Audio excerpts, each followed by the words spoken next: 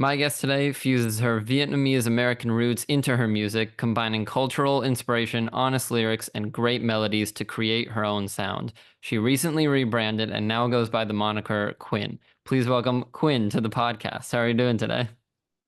Hi. That was such a nice intro.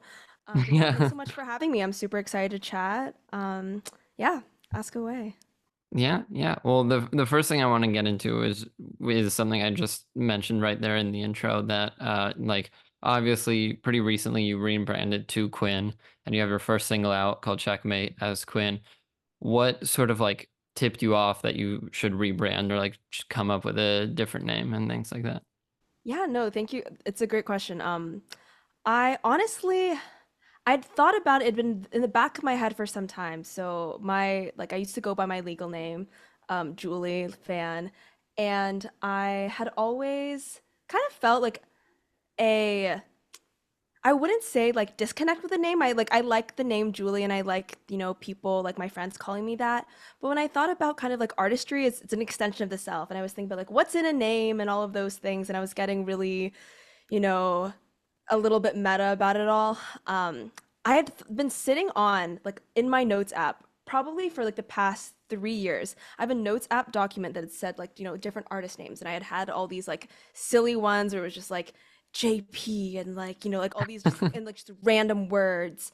Yeah, Um, but actually it comes from so my full name, so my first name legally is Julie, but my got it. Vietnamese name that my parents call me, like it's Quynh Giao.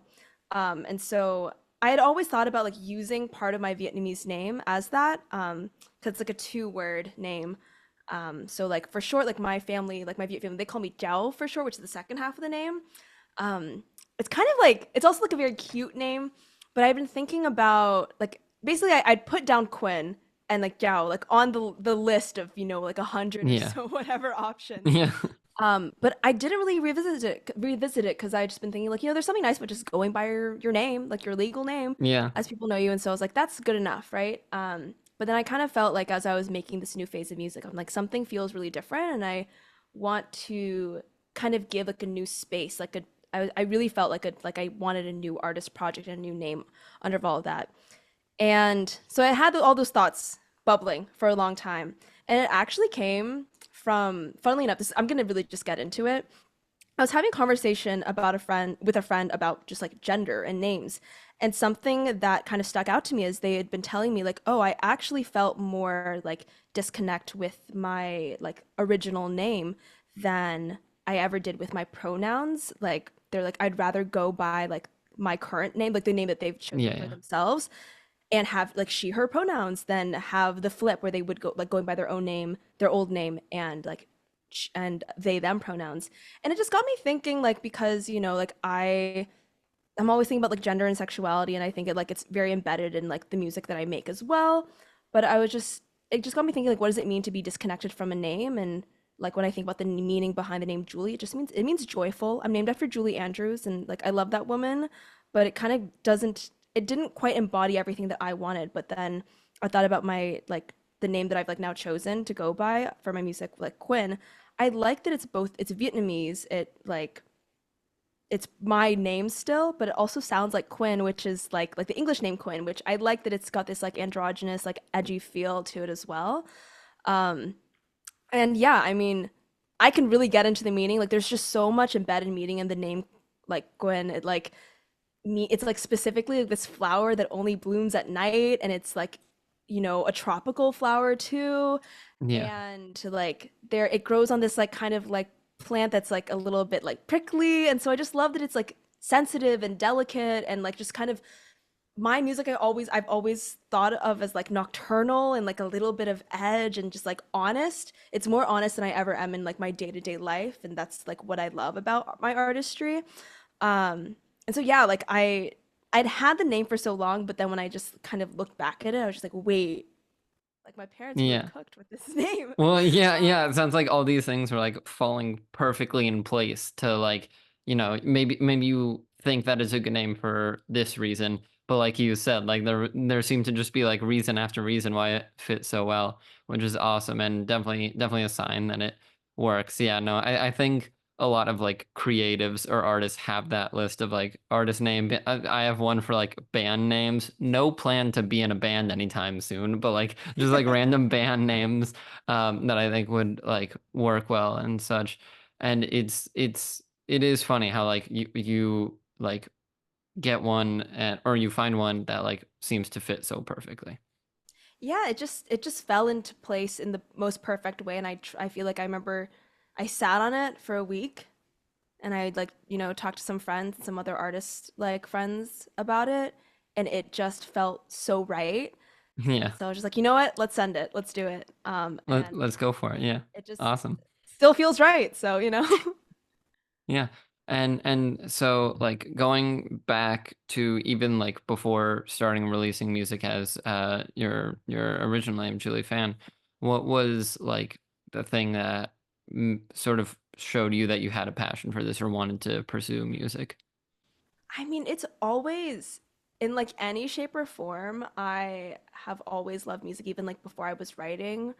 Um, I mean, like I technically started off on piano when I was like a tiny little child. Yeah. And then my mom, like, because I have two older sisters and we all did like piano lessons together, but collectively we weren't practicing enough. And she was kind of like, if one of you quits, then like you all like gotta, like, she didn't want to have one of us do lessons and like the other one's not. So Yeah. collectively it wasn't looking like a good investment based off of the time we were practicing. So she's like, okay, like, I was in lessons, I think, for a year and a half, and she was like, okay, collectively, you and your sisters aren't practicing enough, so we're gonna take you out. So I don't totally count that as like my first instrument.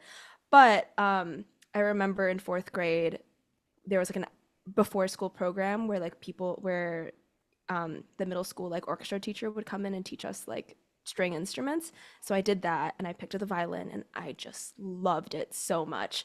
I would like I would practice. I would turn off the lights in my room, so I would just like practice in the dark, like so I like wouldn't have to look at my like fingers, and I could just build up that muscle memory. And it was just so fun to me because I think I've always, at the end of the day, I am like any kind of string instruments, like guitar, I think is kind of my bread and butter now, but there's just something so human and voice-like about it, and that's I think what really drew me to it. So violin was honestly my Yeah. first love. And that was I didn't really sing like I wasn't in choir until literally my senior year of high school. I got into singing because I was a theater kid actually, and I wanted better roles in the fall musical. So I was like, okay, I guess I gotta be better at I singing. guess I gotta Um, sing. like I guess I gotta commit to this. And I was like, wait, this is actually fun because I think it kind of shows in like I mean, at the end of the day, like I think most songwriters will say this, like songwriting is just an extension of storytelling, but I feel like Yeah. my approach to like voice and like how I like deliver my lines has always been from the kind of like an slight acting or like I care a lot more about the emotions. I think I lean into that first, and like kind of like the emotional delivery before, I thought about like the technical. Now, ideally you have both. Yeah. But yeah, I think that's what made it like really fun for me. Yeah, so I really wasn't, I think I didn't get into songwriting until 2018 or 19.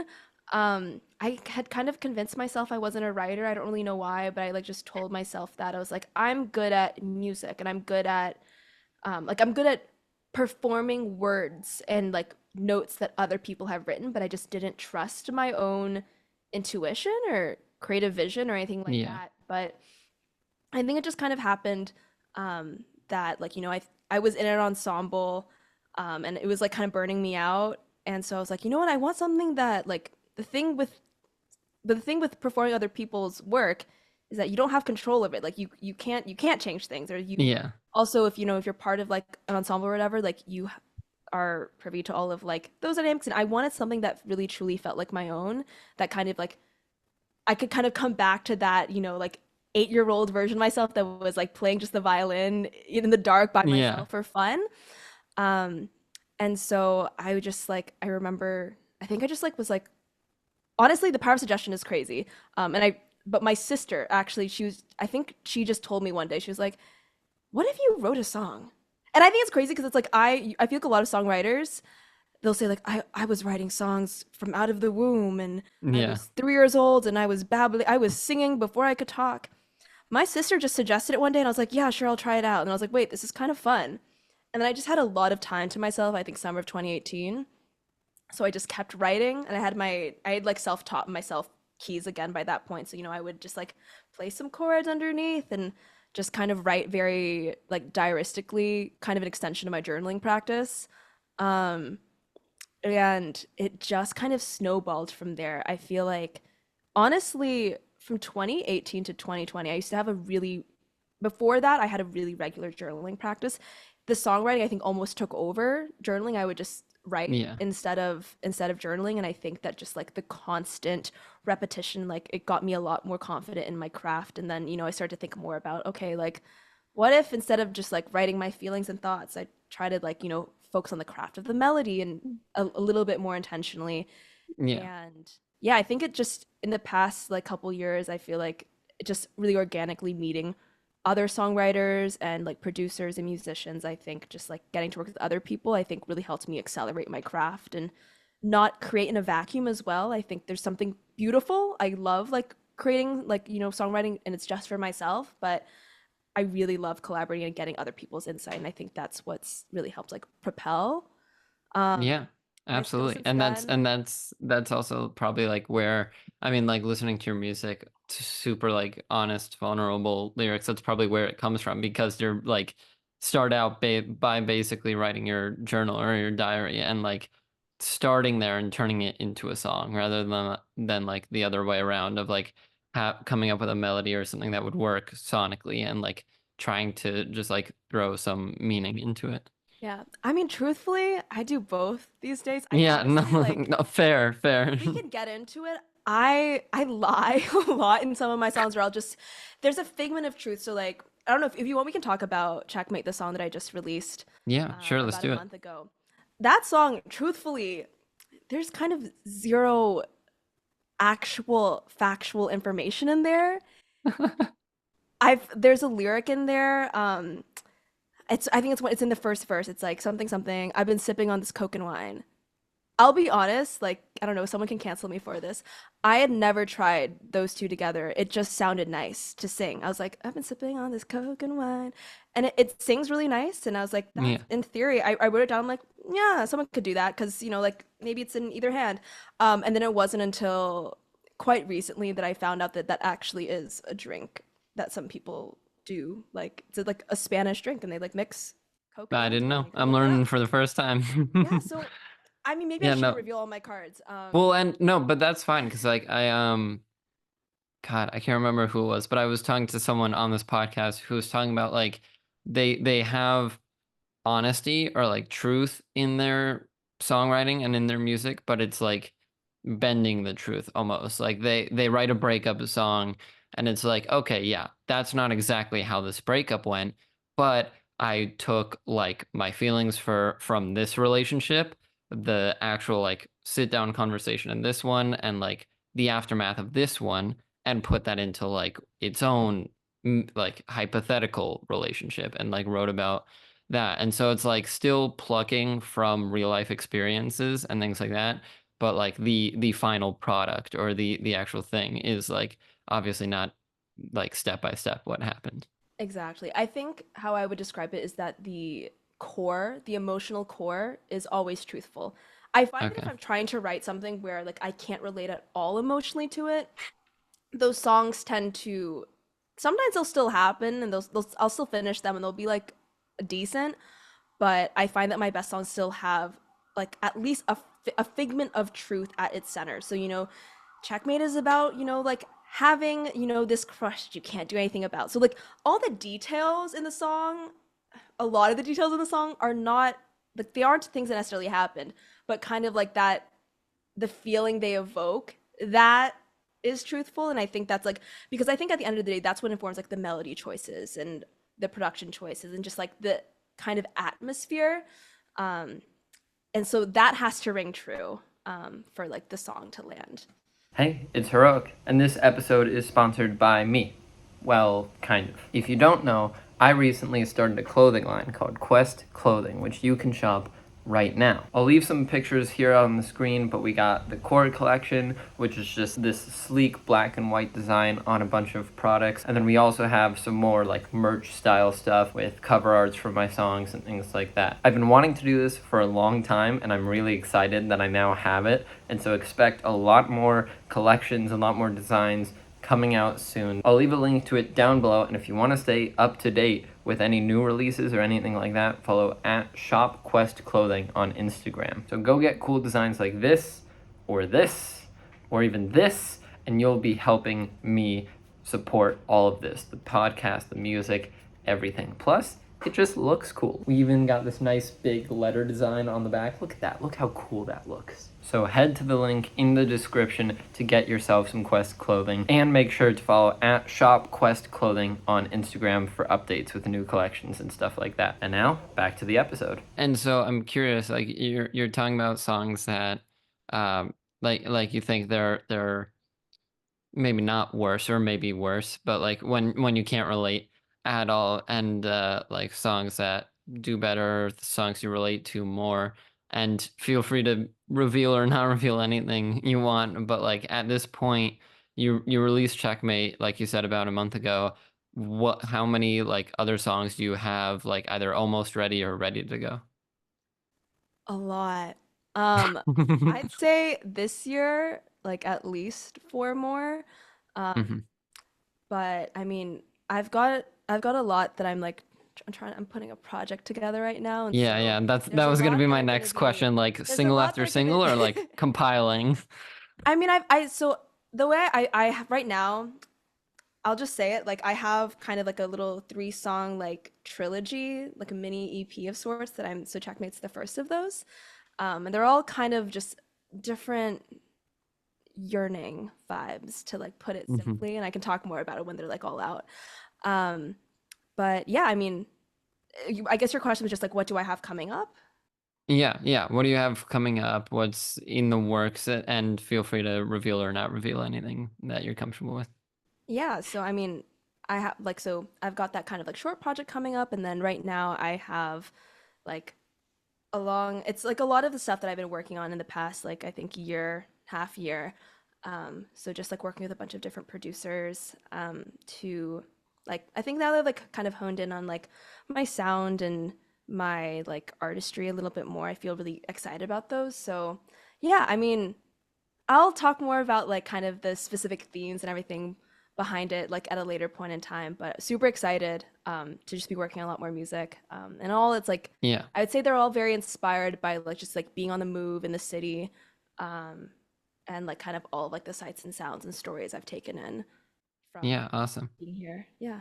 Yeah, and it seems like you've been working on these for a while, whether it's the three song project or just like any given song. Because I know personally, I've met artists who talk about it, and they're like any random song can be like worked on for years, in literal years and years before it like comes out, and that could be like creative roadblocks, could be like it's been finished and just hasn't been released for whatever reason and things like that. And so like if there's someone now who's like just starting to write, maybe they're starting like back in the days of that like 2018 to 20 window when you were starting to write daily and things like that, and they're starting to write and I think they want to start a music career, pursuing a music career. What tips or advice would you give to someone like that?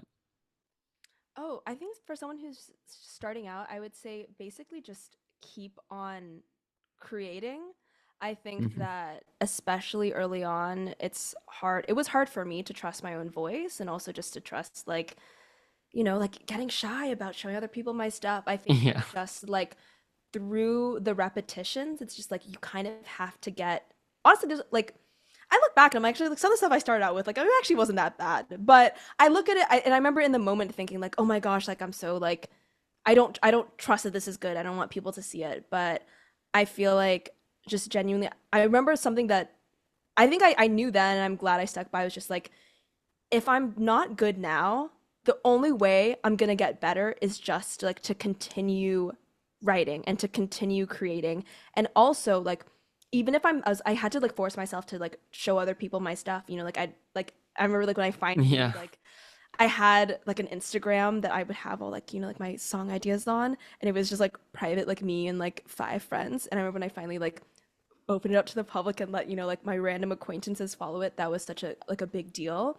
But even just like the little small bets that you place in yourself to be like, okay, I'm gonna let my stuff have a bigger audience now, because then you get to hear like what resonates with people. What are the songs that people actually like maybe don't say anything about because it's like maybe not as good. So I feel like not shying away from sharing like and creating, because it's just really like, and I feel like even at like where I'm at now, like there's a lot of people who get discouraged at like my point, and then they also stop. But it's just like with music in general, it really is about just like continuing to foster like a lifelong journey and Yeah. relationship with it. And so I feel like it's just like keep creating and keep creating a way that is like both joyful and sustainable to you, whatever that means. um and yeah, I feel like also like not like being willing to like try new things out. I think like when I started out, I was really in my like folk pop bag, which makes sense because I grew up in the Pacific Northwest, and like I still love that. um but then like trying out different genres, like doing like a more of like an indie rock vibe or like an R&B vibe. And I think it's just like letting yourself play, especially when you're like early on. Like there is no record label that's forcing you to adhere to any specific sound or write about specific things. Yeah. You have like the world is your oyster in like the most beautiful way, because it's like also if there aren't eyes in you, that's almost even better, because then you can just create and Yeah. play around without any fear of perception. And I think that's really beautiful. So I think just leaning into that. But ultimately just like do things, like keep showing up for yourself and like chase the joy. um yeah. But I think Yeah. also sometimes it's not fun. Sometimes like I think what has helped me grow as a songwriter is like making myself finish a song even when I'm not like super inspired, because it just like makes me flex the muscle. And then the next time I actually Yeah. approach a song again, when I do have a little bit of inspiration, it's like that much easier. um yeah, those are my Yeah, thoughts awesome. for Yeah. people No, starting out with super songwriting. super helpful, and like definitely I do agree with especially that bit of like almost better if there are no eyes on it or things like that. Like the thing that got me into I want to, hopefully I'm in school for music production, want to be a producer, and like the thing that got me into that was freshman year of high school. I took what the class that they call digital music, which is like music production and such. And from, I don't think I have anything that I released from there, but it was like it was me and like literally I think like two other students and the teacher. And beyond that, no one else like heard the things I was making in there. And that took a lot of the pressure off because it was just like having fun like once or twice a week in this like computer lab producing and making different. That's where I started like my mashups, which is what I first started with, some original stuff, things like that. And it was so much fun and so freeing to just like have that creative space. Hey, if you're like me and you're interested in the YouTube or creator space, you should check out The Published Press. The Published Press is a completely free newsletter founded by YouTubers Colin and Samir. They host their own podcast talking to some of YouTube's largest creators. They've edited some of the best content I've seen on YouTube, and now they're sharing their knowledge about the YouTube space with you for free. The Published Press comes out 3 times a week, every Monday, Wednesday, and Friday, with everything going on with your favorite creators and platforms. And like I said, it's completely free. Just enter your email address to receive the Published Press whenever it comes out, and that's it. So what are you waiting for? Click the link in the description below, sign up to the Published Press, and get all the info you need on the industry. And I want to get into, you mentioned like the like determination, I guess, to push through when you're maybe not feeling like it, or like you said, wanting to like push yourself to write just to keep up the skill, keep up the muscle. Has there been a moment that like really made you second guess or take a want to take a break from music in general? Hmm. I mean, I think there are like some moments here and there. I actually think in 2020 actually was probably one of the like toughest times for me musically. And it was mainly because this was before I was like good at guitar also, so like or really good at any instrument. Um, and I guess I had violin that, but I don't really accompany myself in that in a songwriting context, so I kind of don't count it. Yeah, Um, the but going back to the playing in the dark days with yeah, the yeah, yeah. violin. Um, but yeah, 2020, for like I think a bunch of reasons, maybe just like because what was going on in like my life and the world, I basically had really bad vocal health issues. I didn't have nodes or anything like that, but I remember I would sing and I just like couldn't, just even talking would like hurt after a couple minutes. It would be Oh wow. painful. And I remember just like singing brought me, it brings me so much joy. Like, and I was also, Yeah. like really songwriting a lot now. And it like, kind of just like crept up on me, um, all this like tension and vocal health issues. But I basically was in a place where like I probably had access to like a third of my vocal range, and it was just uncomfortable and like genuinely like painful at times to sing. I remember like I would show up to like a voice lesson and I would start. I'm also just like I feel a lot of feelings, so I cry easily. But I would show up Yeah. to my voice lesson. I would just like we'd just be doing warm ups or sing through a song, and I would just start crying because of how frustrated I was. I was like, I know what I'm capable of, and I think it really got me just part of it. I think ultimately, I think part of the reason why I had those vocal health issues was because of just like chronic stress, and I had all these pressures on myself to like chase perfection, like vocally in my songwriting and like kind of so many elements of my life, and it just kind of manifested in like the physicality of not being able to sing because my Yeah. body was just like so stressed, like mentally. And I think it's because I just like kind of at that point in time I like wasn't chasing the joy in like music or like art. I was just like, no, I need this to sound good. And It so was went in a something very you were roundabout way. doing to get better at, to be good at, and then like almost try to like master like a skill. And like was it sort of like a detachment from like the emotion side of it and more just like Yeah. doing it as a skill? Yeah, well, because the thing is with a, I envy people who are like primarily instrumentalists. I guess at one point I would, and I can consider myself that too. Like I Yeah. envy instrumentalists because a lot of times, like yes, they'll say things like breathe before you play like a phrase. You don't really have to sometimes. I'll be honest. Sometimes things can still sound good. You can like not be breathing. You can be stressed as hell, and your playing will still come out like technical and beautiful. And like especially to an untrained ear, like they'll be like, "That was great." With singing, your emotions show. Like everything shows in the voice, which is a blessing and a curse. Um, and yes, the long story short is, and I'm actually, I think in retrospect, I'm grateful for that time because I ended up actually like my voice teacher, she plays guitar. And so she's like, okay, like we have this time every week. What if we like let's pivot? Let's like what if we focus on like, maybe you can bring like songs, or like let's do guitar lessons. So I had kind of picked up the guitar a little bit at that point, but not really, I was just playing like basic Yeah. chords. Um, but it's just simple things like having that I think allowed me to like I got to be a beginner at something. And I love being a beginner at like any new skill because you get to just like you no one's expecting you to be good. Like if Yeah. you're playing your scales and you're messing up, you just be like, well, I've only been doing this 3 weeks. It's really fine if I'm like bad and slow. Um, but it was really nice because it just ended up like feeding back and it gave me a way to enjoy music and enjoy songwriting without thinking about it. I was just like, well, it's fine if my voice is bad. Like I'll play guitar. Like I won't sing. Or like if I want to learn a Yeah. song instead of having to like if I want to cover a song, I don't have to sing it. I can play it on guitar and things like that. And I think the beautiful thing about that is it ended up blossoming into like me becoming like a really proficient guitarist and like finding out that I love guitar.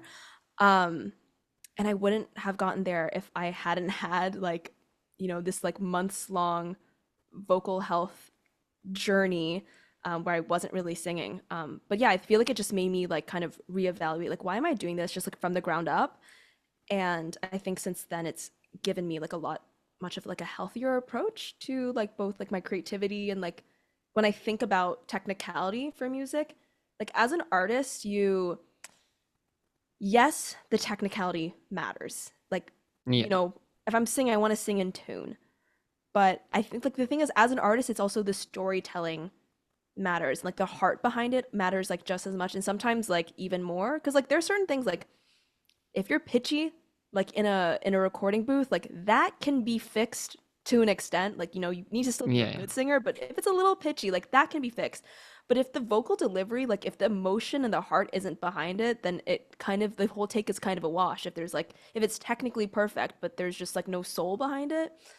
Um, so yeah, I think that that was definitely the time where I feel like I just had so many doubts. I was just like, I can't sing, I can't play, like I don't even think my writing's that good, and all those things that just kind of bled into me just really overthinking and having so much like insecurity.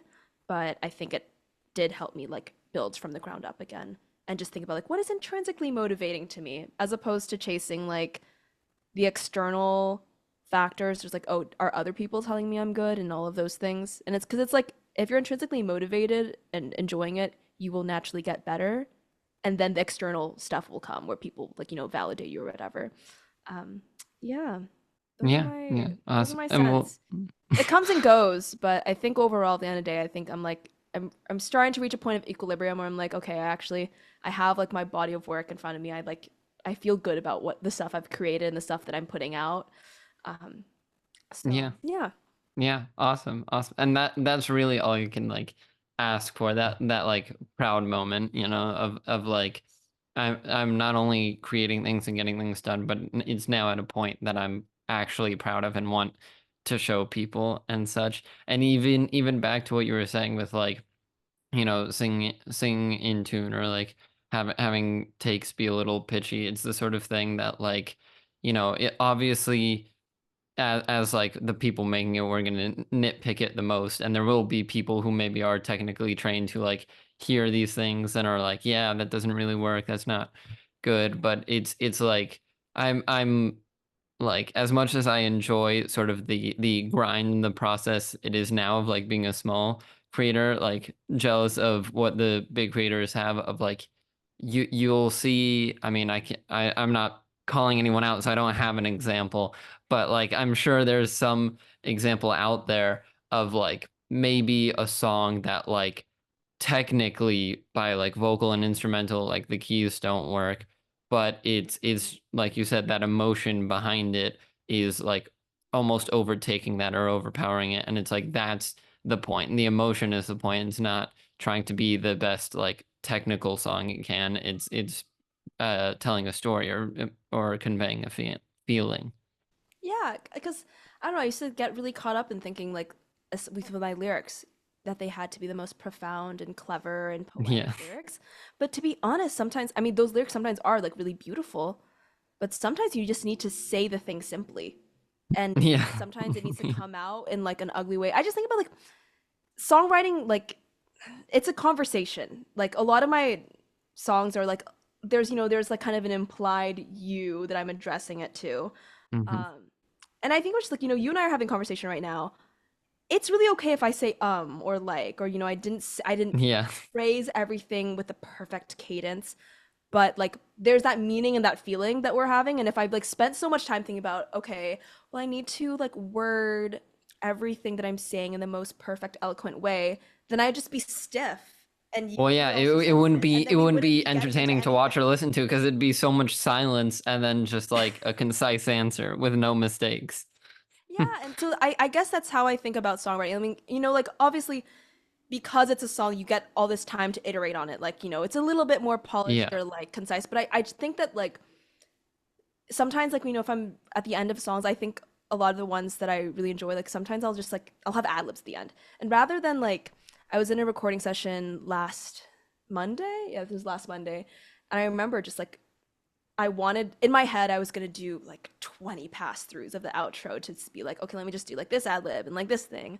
Yeah. But after like the fourth take, I had like this like run that was like it was like a little bit off kilter, and like kind of sat in like a kind of weird place. But I listened back and I'm like, I think it just like is how it is. Like that's just what the emotion is, and like that's what wanted to come out of me. And I don't need to think too hard about like the perfect rhythmic placement of it because also it's the part of the song. It's an outro. Like it's actually like quite inconsequential. It's not even like on top of the hook Yeah. or anything like that. But also it's just like that's like I think being able to trust your intuition I'm kind of blabbering right now, but I think that's Well, what I think about like no, it perfection and like yeah. I think it's like you need to like technicality matters, but I think being able to trust your intuition and your gut as an artist and a songwriter is like equally important. Yeah. Not everything has to be a super perfect, like polished line. It is a little different, but like a super funny example that I have just like fresh in my mind because it was so recent. It will be, I think when this comes out, it will be like two or three episodes ago from when this episode comes out. But I had a rapper on who goes by the name Kane, and he was talking about like we were talking about his latest song, which I really liked and like had listened to even before having him on. And he was talking about one of the lines he has in it where it's like this hard, like very 808, like heavy bass beat. And one of the ad libs, it like drops out because it like the chorus just ended, I think, or and like he's now rapping and it's like a bit of a flow change. And the line that he says is "I'm fly like a chicken," and then his ad lib goes, "What?" Because he was just like writing that in like a flow state, and then looked back on it and was like, "This makes no sense," and so just put in his ad lib like, "What are you talking about? Like that makes zero sense at Yeah, all." chickens don't really fly. Yeah, exactly. And so the entire line is just like making fun of itself and things like that. And so it's like that's too like an extreme of like doesn't need to be perfect, but like just fits with the song and like gives it like it's a very like aggressive like heavy song and just has that moment of like comedy in it or like he's young. I think he's still a teenager, and so it's like yeah, it's like reminds you that yeah, it's still a teenager making this song. Yeah, um I think it's also like it's a memorable moment. yeah. Yeah. Like yeah, I think like the imperfections are really what I think, especially like when I approach like vocals, like the imperfections sometimes are really like what stick out in a good way. Like this a subtle like voice flip or break or crack or things like that, or like your voice like wavering at the end of a phrase. Like those that's what people feel the emotion from. If I'm singing like a perfectly placed note, I mean, some people will still notice that like, positively, like, but I Yeah. think it's like if you have the technical foundation, then the imperfections are what makes something special, I think, or not even imperfections, but just like divergences from what people are expecting. Yeah. Yeah, yeah. No, absolutely. And it is that thing of like if it's too polished or too perfect and with like too many like post production or after effects on it, it's like it loses its authenticity because you start to be able to hear that. You can like hear, okay, maybe this person like got off key at the end of it and they need to like slap auto tune or whatever it is to like fix that very end of it, and you hear an audible change. And so it's nice to just like have those real like human moments of like they're not perfect and such. Are you a music artist trying to find a way to get your music on as many streaming platforms as possible? Then check out DistroKid. DistroKid is a super user-friendly and super easy-to-use service that will make your music available in stores like Spotify, Apple Music, iTunes, Amazon Music, YouTube, Snapchat, everything. Everything you could imagine, it's available. People will even be able to add your songs into their Instagram stories. DistroKid helps you with the distribution, monetization, and promotion of all of your music. Use the link in the description of this video for 7% off any DistroKid package you want. Pick from musician packages designed to help artists get their own music out there, or even get a label package where you can manage up to 100 artists from one profile. So that's more for like managers, labels, and you can also get the musician package that I mentioned earlier, which is more for artists, producers, things like that. It's super easy, and you can get 7% off any package right now with the link in the description of this video. So once again, if you're looking for a way to get your music on as many streaming platforms as possible, I'm talking any platform you can think of, get DistroKid and get 7% off right now with the link in the description back to the program. We talked about it briefly, but what seems to be the theme of this episode, like let's get fully into it. Let's get into the details. When you're like coming up with a song or you're in that creative process, what does it look like? Are you normally like trying to write the lyrics first? Do you have any formula, or is it just like whatever comes?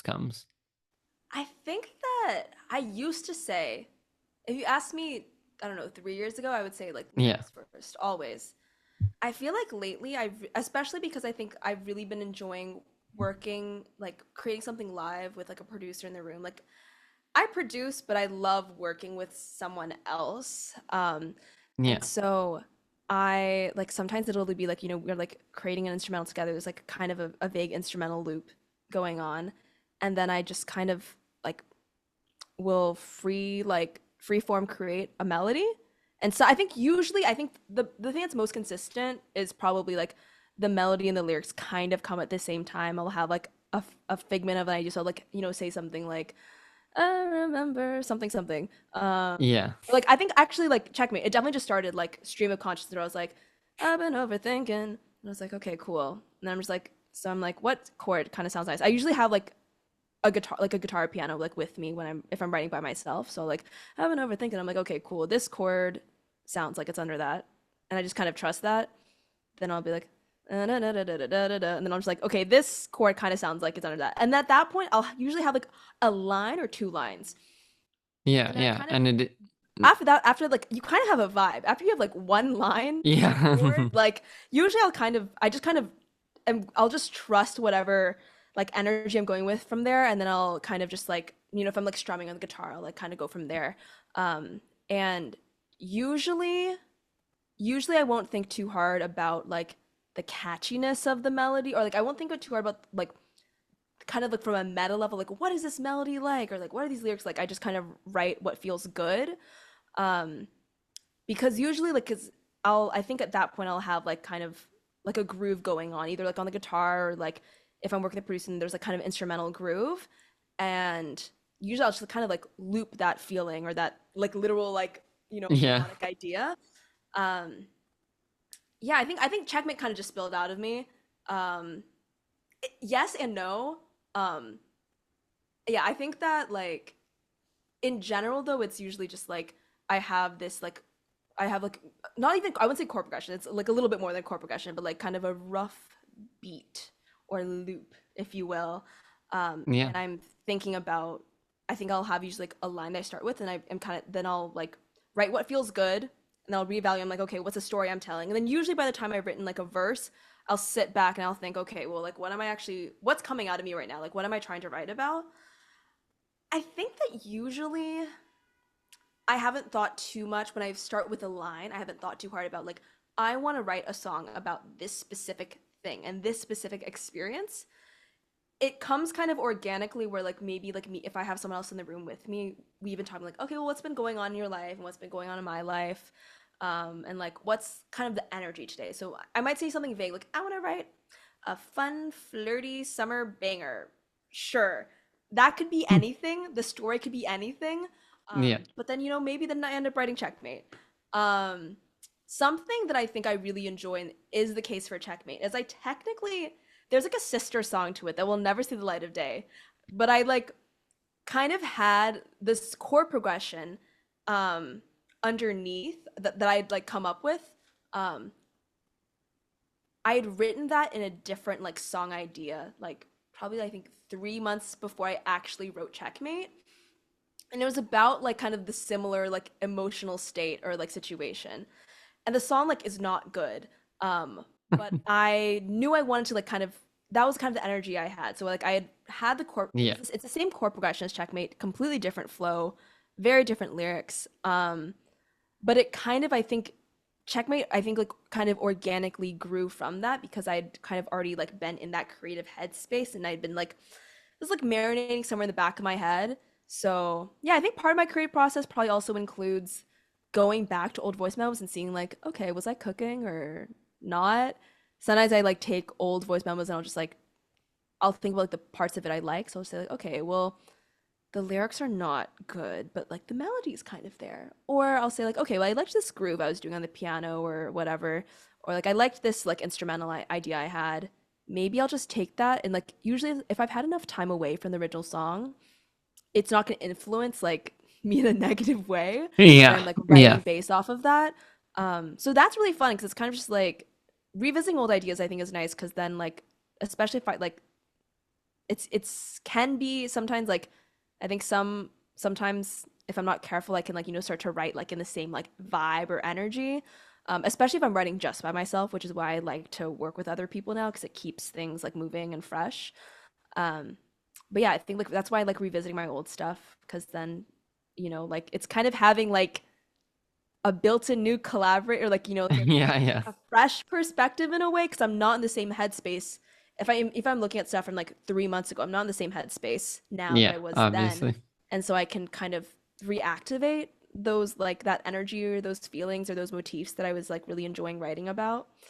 Um, Yeah, no, and yeah. it's the kind of thing, like, I mean, I'm sure you've had this, and you can correct me if I'm wrong, but I think a lot of people have this because I've definitely had it where like I like look back, like you said, at old voice memos, whether that's like melodies or drums or whatever it is, or even just like random sounds out and about that I want to like try to use in instrumental. And like some of them help, and like either one, I try to bring that vision to life, or like that makes me think of something else that then turns into an idea. But there are definitely some that like you hit play on and they're just like awful, and you're just like, why do I have this on my phone? And like things like that. Yeah, no, I actually think that I really like, I have like a pretty regular practice of, I'd say probably like maybe every other month, at least once a quarter, where I'll go back through my old projects or voicemails or things like that. Because there's kind of two cases. One where you're like, wait, this was kind of good. Like I was actually good like all this time ago. That makes me feel better. And I think it helps if Yeah. I'm like not feeling so great about like my skill or whatever. So one option is that it's a good like old draft. The other option is that it's not. And then I think about like, okay, look how far I've come. I used to like write this and it was so bad and I thought that was the shit. So that means I'm even better now. There we go. So I Yeah, think that's the that like perspective you need. it honestly really helps because I think that's done so much for my imposter syndrome and like I think self-confidence because I can at least like frame it from a growth mindset kind of way. But yeah, I will sometimes though like looking at old voice memos from like 2 years ago plus, maybe more than 2 years. I'd say like from 4+ years ago. That's humbling, like Yeah, deeply yeah, humbling. But it's kind of absolutely. good because it reminds me that like there's things that I think I'm not so great at now, or I know I want to get better at. And I'm just like, well, look how far I've come in 4 years for this. Like I just need to keep doing the thing. Yeah. And I think like, I mean, you're talking about like voice memos from years and years ago. We've talked about how long it can take for some of these like songs to truly come to life and things like that. And a lot of times nowadays with like social media or TikToks and things like that, it's made to look very fast, and like you can make something in a day, or that like you need to keep releasing songs so that you stay relevant and whatnot. And I'm just curious as to like what your thoughts are on that, because I can tell just from like talking to you, you're a very like trust the process kind of person, and you're not rushing, you're not like putting out everything you're creating. And so I'm curious as to what you would think of that.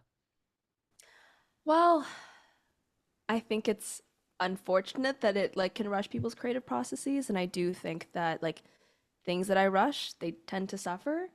I feel like I am fortunate to be in a place now where I have like an abundance of things that I can pull from. So I'm not rushing to write a song. Like I think it's rare that I don't think I'll find myself anytime soon where I like show up or like I'm looking at my the releases I want to have in the next like year or two where I'm like, oh, like I got to Yeah. scramble to finish a song, um, which I think is really fortunate. But it's because I've like I had the time to like collect a body of work and I like have had the time to like have now the collaborators on hand that if I want to like I can come to them like here's a song that's like 98% written. I've got the demo. Let's just like do this. Um And yeah, it I think helps that you're part of not like on a schedule or anything like that. Can happen whenever it ends up happening. yeah, I mean I think that's one part of it. I will say definitely like the fact that I'm like independent and I can like at the end of the day, if I want to push something back, like I'm gonna do that. I think what I how I frame it is at the end, like what I want to do is be able to do like music in a way that is joyful and sustainable for me for as long as possible. And so when I think about that, like that means like what is energetically sustainable to me. Um, if it means like if I want to look, I am like increasing my output right now, and so I found that like like I could produce everything from end to end myself, but I have so much more joy when I involve other people in the process. It doesn't drain my energy. It also is just like literally less mental time that I'm spending. And so it allows me to have multiple balls rolling, right? So I can, if I'm working Yeah. with multiple producers, then I can like say, okay, I've got this song, like these songs with this person, these songs with this person. Um, so yeah, I guess I would say I feel the pressure to like create a lot. And I think in some ways it's like the one positive thing is that I think it's motivated me to work with other people more. If I didn't feel that pressure, I would probably just be like, well, I'll just do this whole thing myself or like by myself as much as possible. But I think that like sometimes for me, like having a little bit of pressure is actually helpful because it gets me to like not be a perfectionist. And I think it's because Yeah. like I inherently kind of am a perfectionist. It's a good pressure where I'm like, okay, well, like this is actually genuinely good enough. This is not even this is good enough. Like this has been good enough. Like you just need to stop overthinking it. I don't think that like everyone is in the same boat where like the pressure benefits them. Um, yeah, Yeah. I And think that like that motto, I guess, or that mentality of like joyfully and sustainably for as long as possible, would you say that's like your end goal with music, or do you have any sort of like ultimate goal that you're hoping to achieve with your career? I mean, I want to be doing this full time. I think that's my goal. I want to be Yeah. in a place where I can because this is so joyful for me. But yeah, I mean, I really just I do think the words joyful and sustainable um, are what ground me because it's really easy to like at the end of the day, like this is something I do because I like it is just so intrinsically like motivating and joyful for me. Like I there's not anything else in the world that I would spend hours and hours on just because. And like music, it's not like if I were like I'm not in it for the money. That's for Yeah, sure. yeah.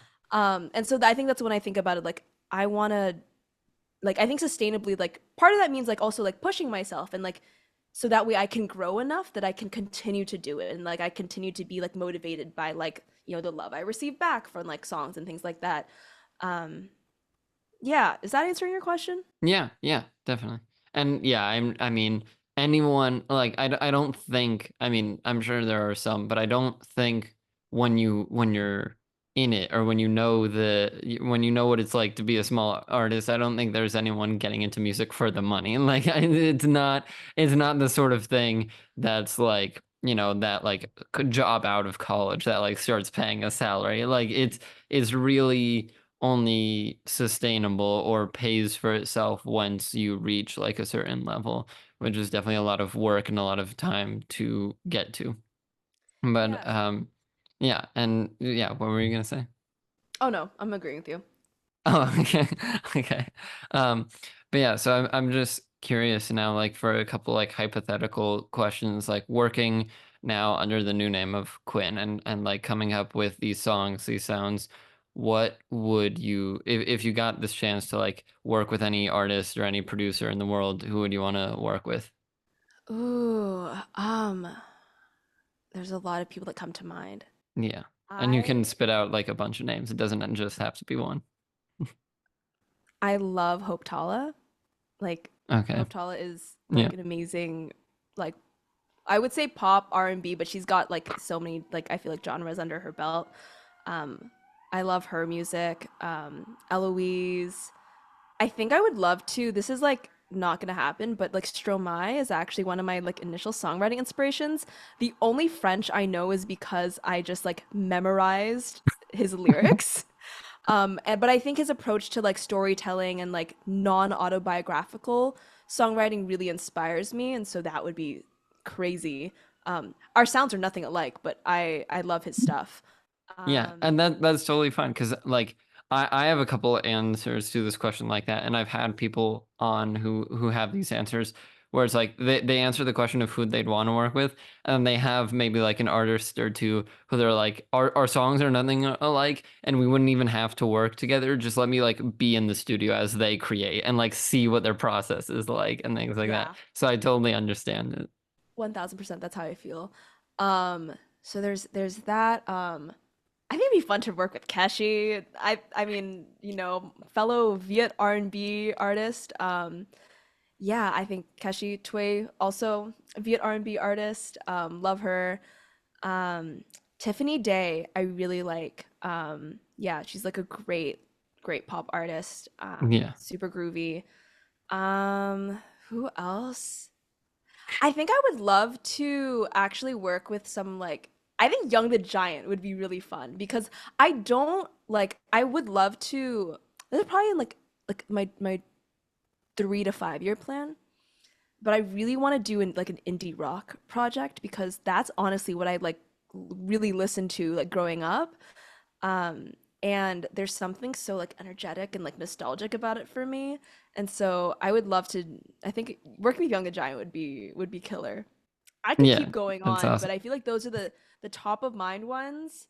Yeah. Yeah, yeah. I feel Yeah. like If yeah. any if Young the Giants listening, if any of those artists are listening, hit up hit up Quinn. I mean, let's get something done. And in on a similar note, like, are there any like big venues or festivals that you like want to play your music at one day? Oh, can I say Head in the Clouds, 88 Rising, hit me up. Yes, Yeah, yes. for sure. I mean, that I would love to oh my gosh. Okay, I totally spaced for a second. But actually, I don't think it's I need to fact check this, but Bumbershoot is slash was a like Seattle based like music festival that like growing up I Okay. never could actually go, but it was like like all like it's like all the major artists. So think like Lollapalooza, but for Seattle, right? And like sometimes slightly Yeah. smaller in scale. Um, but that would be I think to play, I think Capitol Hill Block Party is probably the maybe the most comparable option that's like it's now ongoing. But yeah, I think that would be a dream just because like I grew up in Seattle to like play a festival there. Um, those are probably I think just because like those feel like really rooted in community. I want there to be I want more Vietnamese like American or diasporic artists to like be on the come up because I think it'd be sick to have like an all like Viet or like all Southeast Asian lineup, or like Yeah. Viet like diasporic lineup just because I think that like that music scene is sick. So I yeah. really liked like when you mentioned 88 Rising, I loved that because that was a huge like I know they had a big part in like helping find like the music for the Shang-Chi movie and things like that. And like then I learned about like them and their festival and things like that and all the artists they have and like that was super cool to me and like even got me. I wouldn't say I'm a fan, but I've like now have multiple songs of Rich Brian on my on my Spotify library and things like that. And so it's the sort of thing where like any local festival, any label that's like focused on like a group of people, whether that's like background or like location, anything like that, I'm a huge fan of. Or yeah, because it's like it just automatically gives both listeners and people taking part in it from that area like the an instant thing to connect to with the artist performing. Yeah. Yeah, I think Yeah. definitely like playing a festival in Seattle would be my like even when I played like bigger things other than that, I think that would be my like true like I made it moment just because when growing up in Seattle, I didn't have those big dreams, and so I think to be able to like to do that would be Yeah. crazy. Yeah. Yeah. Awesome. Yeah.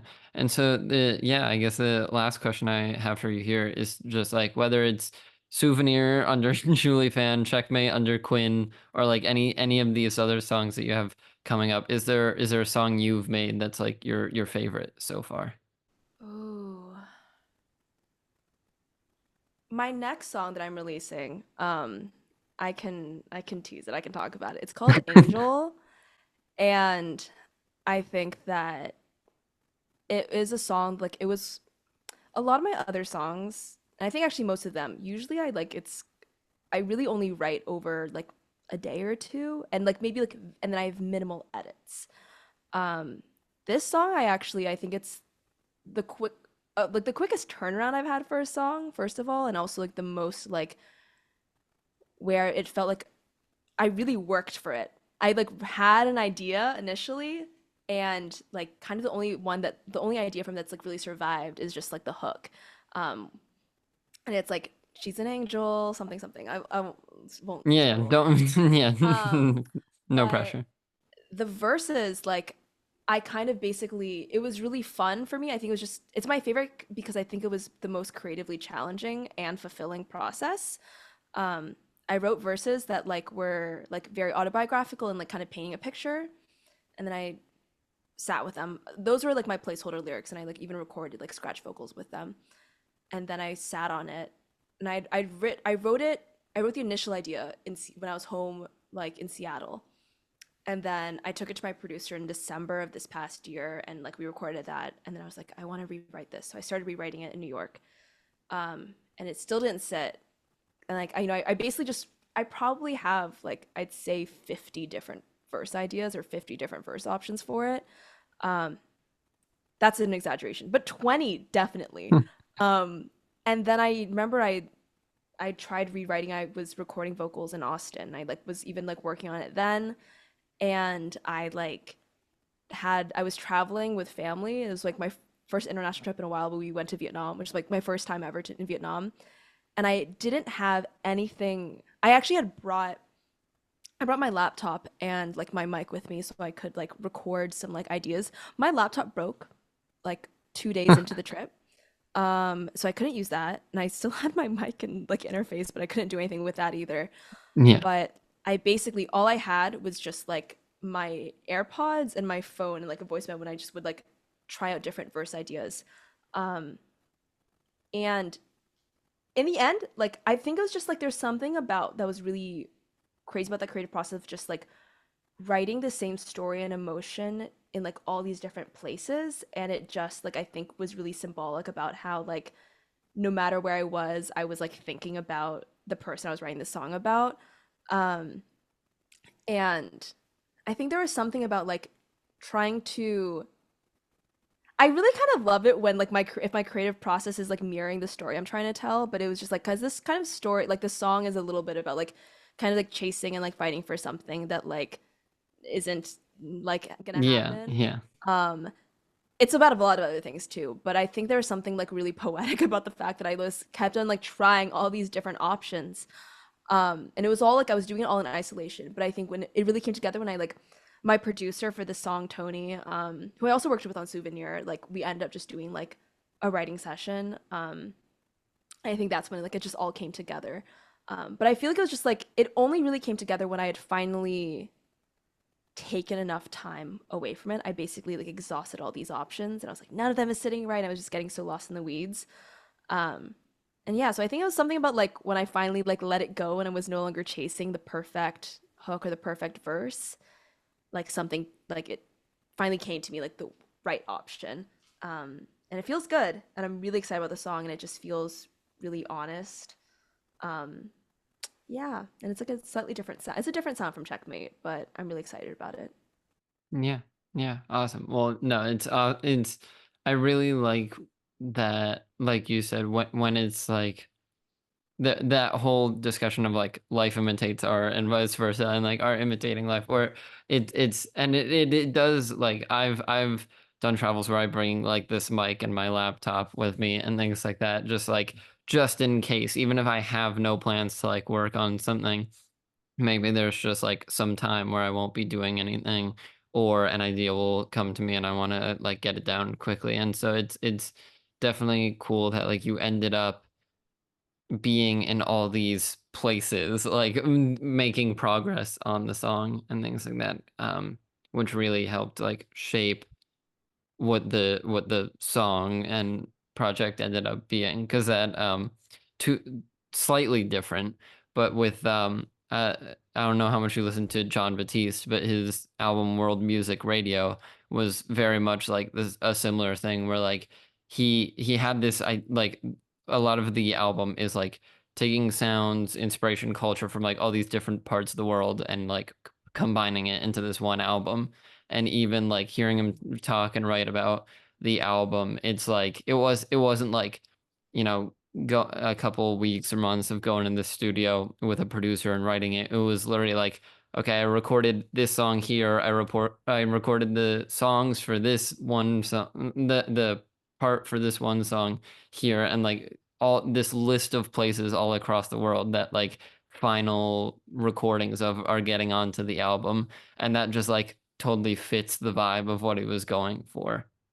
Yeah, no, that's beautiful. Yeah, I definitely am like very inspired by the places I'm in. So like I think even though technically like none of like the ideas from like all the different locations I was in technically didn't make it That's like was fine I though, the yeah. first, but I think it like it informed the process a lot.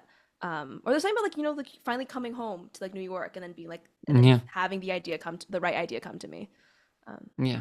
Yeah. Awesome. Well, yeah, thank you so much for coming on. It's been an awesome time. I definitely learned a lot. I have a lot to think about and can't wait to hear Angel whenever it comes out and everything else that you're gonna release. So thank you so much for coming on. If there's anything you want to like shout out or promote, where can people find you online? Yeah, people also, yeah, thank you so much for chatting. This Yeah. was like an amazing conversation. Yeah, you can find me on at from Quynh, Quynh, on Instagram, all the other places. You can find me just like at as Quynh on like DSPs. So, Spotify, all Yeah. of that. Yeah, and lots more from me soon. Thank you so much for chatting. This is great. Yeah, of course. Yeah. And I'll leave a link to some of that down below. So go check it out. Listen to Checkmate by Quinn out now on Spotify and stay tuned for all the future Quinn stuff. All right, thank you. Here we go. Feeling